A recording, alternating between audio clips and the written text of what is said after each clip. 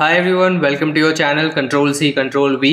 आज हम class 8 English honeydew text book का chapter 4 Bipin Chaudhary's lapse of memory का स्पीकिंग एंड राइटिंग एक्सरसाइजेस करेंगे। अगर आपने इसके वर्किंग विद लैंग्वेज के एक्सरसाइजेस नहीं देखे हैं तो उस वीडियो को आप टॉप राइट कॉर्नर के लिंक में क्लिक करके देख सकते हैं। First question is, what do you think happened after Bipin Babu came to know the truth? Was he angry with his friend for playing such a trick on him? Or do you think he decided to help a friend in need? So आपको क्या लगता है कि क्या हुआ होगा जब बिपिन बाबू को पता चला कि सच क्या है? क्या वो अपने फ्रेंड से गुस्सा हुआ होगा कि उसने उसके ऊपर एक ट्रिक खेला, या आपको ऐसा लगता है कि उसने अपने फ्रेंड की हेल्प करने का डिसीजन लिया? तो आपको याद होगा कि इस तरह का एक क्वेश्चन ऑलरेडी हम पिछले पार्ट में कर चुके हैं, जिसमें हमें बताना था कि बिपिन बाबू का रिएक्शन कैसा होगा वो लेटर पढ़ने के बाद। सो उसी लाइंस पे इस पर्टिकुलर क्वेश्चन का आंसर होगा, बट लास्ट में आप अपना एक एडिशन कर सकते हैं कि उसने डिसाइड किया होगा कि नहीं हेल्प करने के लिए, because it's a do you think question. आपको बियॉन्ड द टेक्स्ट जाना है, जैसा मैं आपको बार बार बताते जाता हूँ। एंड क्योंकि ये स्पीकिंग एंड राइटिंग एक्सरसाइजेज हैं, लेट्स अज्यूम कि ये स्पीकिंग एक्सरसाइज है तो आपको वर्ड सिंपल रखने हैं, और अगर ये राइटिंग एक्सरसाइज है तो जितना हो सके अच्छे वर्ड्स का इस्तेमाल करना है। Bipin Babu must have felt shocked on finding out about this elaborate trick planned by Chunilal. He would also have been relieved to finally conclude that he was not going insane. At last, he might also be feeling remorse for being indifferent towards his friend Chunilal and not lending him a helping hand when he needed it the most. Bipin बाबू को shock लगा होगा पहले जब उन्हें पता चला कि ये जो इलेबोरेट बहुत ही डिटेल में की गई ये ट्रिक चुनीलाल ने प्लान की है। उनको ये जान के रिलीफ भी हुआ होगा कि वो पागल नहीं हो रहे। तो उनको जब पता चला होगा कि ये ट्रिप जो है उन्होंने नहीं की थी एक्चुअल में, तो अब उनको थोड़ी राहत मिली होगी ये जान के कि वो पागल नहीं हो रहे। एंड एट लास्ट उनको गिल्ट भी फील हो रहा होगा, रिमॉर्स यानी फीलिंग ऑफ गिल्ट, एक पछतावा हो रहा होगा उनके इनडिफरेंट एटीट्यूड की वजह से, इनकी लैक ऑफ सिंपैथी, अपने फ्रेंड के लिए सिंपैथी ना दिखाना, उस एटीट्यूड की वजह से उनको गिल्टी फील हो रहा होगा।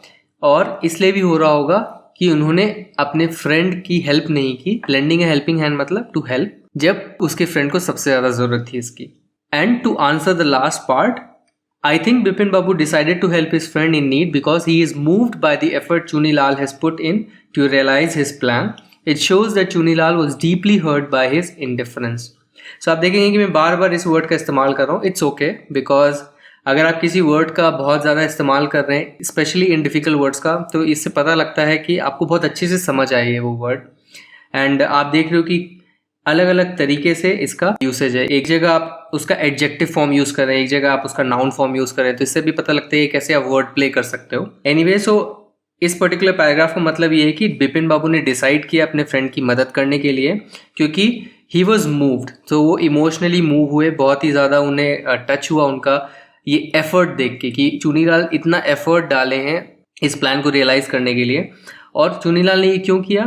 क्योंकि चुनीलाल ये दिखाना चाहता था अपने फ्रेंड को कि तुमने कितनी बड़ी गलती की है, या तुम्हें मेरी मदद करनी चाहिए थी। तो उस चीज़ को बताने के लिए वो इतने हद तक गया, इतने सारे लोगों के साथ ये ट्रिक प्लान की। तो ये देख के इमोशनली टच हो गए बिपिन बाबू, एंड उससे बिपिन बाबू को ऐसा लगा कि चुनीलाल को बहुत दुख हुआ है उनके इंडिफरेंस को देख के। सो इस तरह से आप अपना आंसर लिख सकते हैं कि वो क्यों मदद करने के लिए डिसाइड करें। सेकेंड क्वेश्चन जो है ये more like an writing exercise है, बिकॉज इसमें आपको एक लेटर लिखना है, तो आपकी एक लेटर राइटिंग की प्रैक्टिस हो जाएगी। एंड सेकेंडली आपको थोड़ा सा सोचना है इस पर्टिकुलर क्वेश्चन में। पहले क्वेश्चन पढ़ते हैं। Imagine you are Bipin Chaudhary, you have received Chunilal's letter and feel ashamed that you did not bother to help an old friend down on his luck. Now you want to do something for him. Write a letter to Chunilal promising to help him soon. So एक तरह से question 1 का extension है। Question 1 में हमने decide कर लिया कि वो मदद करने की सोचता है, उसके बारे में उसका रीज़न भी दे दिया हमने। अब यहाँ पे आपको लेटर लिखना है चुनीलाल को, और इसमें लिखा है कि आपने वो लेटर पढ़ा है, फिर आप एक लेटर लिख रहे हो। तो आपको ध्यान रखना है कि उस लेटर के रेफरेंसेस कहीं ना कहीं आपको अपने लेटर में देने हैं। ऐसा लगना चाहिए कि हाँ मैंने वो लेटर पढ़ा है एंड फिर मैं ये लेटर लिख रहा हूँ। सेकेंडली, अब आपने डिसाइड कर लिया अपने फ्रेंड की मदद करने के लिए, तो आपको उसके बारे में थोड़ा लिखना है। So let's start with letter. Generally आपको पता है फॉर्मेट कैसा होता है, यहाँ पे आपका एड्रेस आता है,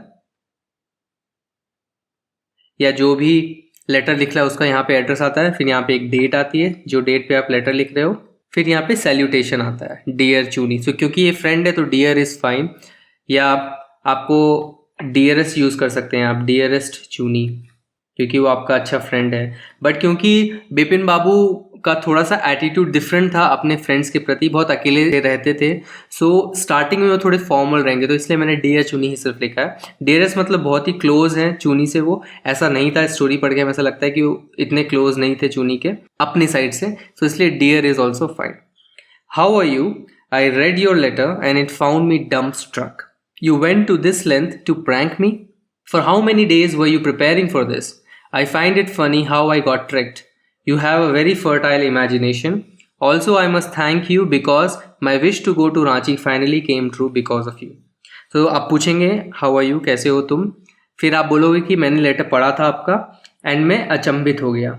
So, dumbstruck का मतलब होता है speechless हो जाना, और तुम इस लेंथ तक गए, इतनी हद तक गए। जब आप बोलना चाहते हो कि इतने हद तक तुम गए हो, तो वेंट टू दिस लेंथ या गो टू दिस लेंथ का मतलब ये होता है कि तुम इतने हद तक गए हो, इतने आगे तक गए हो, टू प्रैंक मी, मुझे प्रैंक करने के लिए। तुम कितने दिनों तक इसकी प्रिपरेशन कर रहे थे? ऑब्वियसली एक क्वेश्चन आपके दिमाग में भी आएगा कि अरे तुम कितने टाइम से इसकी प्रिपरेशन कर रहे थे, for how many days were you preparing for this, and I find it funny how I got tricked. और मुझे ऐसा सोच के हंसी आ रही है, बहुत फनी लग रहा है मुझे कि मैं ट्रिक हो गया तुम्हारे इस ट्रिक से। You have a very fertile imagination, तो तुम्हारी इमेजिनेशन बहुत अच्छी है। फर्टाइल जनरली वर्ड जो है सॉइल के लिए यूज करते हो, fertile soil, but when it comes to imagination आप ये एडजेक्टिव यूज कर सकते हो। फर्टाइल इमेजिनेशन का मतलब होता है वेरी गुड इमेजिनेशन, जिससे बहुत अच्छे अच्छे थॉट्स पनप सकते हैं, या उग सकते हैं, अच्छे थॉट्स उग सकते हैं आपके दिमाग में, इसलिए आप ये वर्ड यूज कर सकते हो। Like you are referring to a soil जिससे अच्छे अच्छे पौधे उग सकते हैं, इसलिए fertile imagination is a very popular usage. तो क्योंकि वो अपने इमेजिनेशन के बारे में रेफर कर रहा था उस लेटर में, सो इट्स वेरी गुड कि आप भी उस चीज़ को एक्नॉलेज करो कि हाँ तुम्हारा दिमाग तो बहुत अच्छा चलता है। Also I must thank you because my wish to go to Ranchi finally came true because of you. मैंने ये लाइन इसलिए लिखी है क्योंकि आपके चैप्टर में लिखा था बार बार कि उसके रांची जाने की इच्छा बहुत थी, उसका बहुत टाइम से मन था कि रांची मुझे जाना है, और फिर वही सोचता भी है कि जिस जगह मुझे जाने का इतना मन था उस जगह जाके मैं और भूल जाऊँ वो इवेंट। सो आप वही चीज़ लिख रहे हो कि थैंक यू तुम्हारे स्प्रे प्रैंक की वजह से, क्योंकि तुम्हारी वजह से मैं रांची फाइनली जाके आया। लास्ट लाइन के बारे में अगर मैं एक और पॉइंट बोलूँ तो इससे ये रिफ्लेक्ट होता है कि आपने स्टोरी भी बहुत अच्छे से पढ़ी है। My friend, I also want to apologise to you. I understand now that I had been very self centred and didn't pay attention to your request. I know you need a job desperately. मेरे दोस्त, मैं तुमसे माफ़ी मांगना चाहता हूँ। I apologise to you. Apologise का मतलब you feel sorry. I understand now that I had been very self centred. Self centred का मतलब जो आदमी अपने बारे में सिर्फ सोचता है, और मैंने तुम्हारी रिक्वेस्ट पे ध्यान नहीं दिया। सो पे अटेंशन अगर आपको याद होगा तो एक इडियम है जो आपके एक्सरसाइज में दिया था। सो मुझे माफ़ कर दो कि मैं बहुत ज़्यादा सेल्फ सेंटर्ड था, सिर्फ खुद के बारे में सोचा था और मैंने तुम्हारी रिक्वेस्ट पे ध्यान नहीं दिया। मुझे पता है कि तुम्हें एक जॉब चाहिए बहुत ही डेस्परेटली। डेस्परेटली वर्ड ऑलरेडी आपके बुक में आ चुका है। With the 25 years of experience in my firm, I have made good contacts that can come to use now. So मेरे जो 25 साल का एक्सपीरियंस है अपनी कंपनी में, उससे मैंने बहुत अच्छे कॉन्टैक्ट्स बनाए हैं जो अभी काम आ सकते हैं, that can come to use now. I am very positive that many would want to hire such an intelligent person. So again आप उसके दिमाग के बारे में तारीफ़ कर रहे हो, और मुझे एकदम अच्छे से पता है, मैं बहुत पॉजिटिव हूँ। पॉजिटिव यानी ऐसा सोचते हो कि ऐसा होगा कि बहुत लोग तुम्हें हायर करना चाहेंगे, तुम्हें काम पे रखना चाहेंगे, क्योंकि तुम क्या हो, एक इंटेलिजेंट पर्सन हो। तो ऐसे इंटेलिजेंट आदमी को बहुत लोग हायर करना चाहेंगे।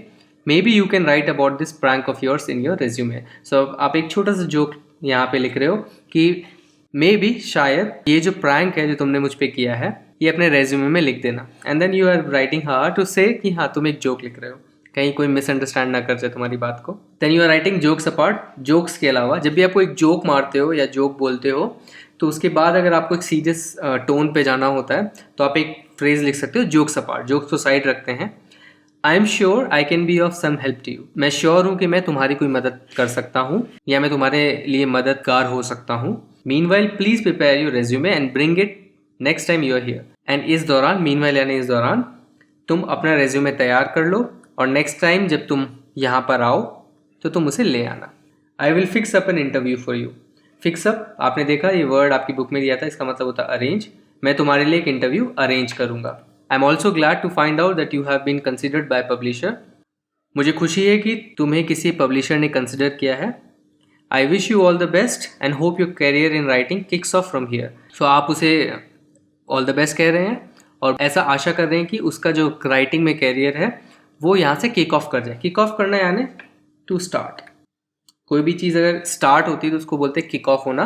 आई hope to hear from you, मैं आशा करता हूँ कि तुम मुझे रिप्लाई दोगे, तो इसलिए क्लोजिंग स्टेटमेंट की तरह आप यूज़ कर सकते हैं I hope to hear from you या अवेटिंग योर रिप्लाई।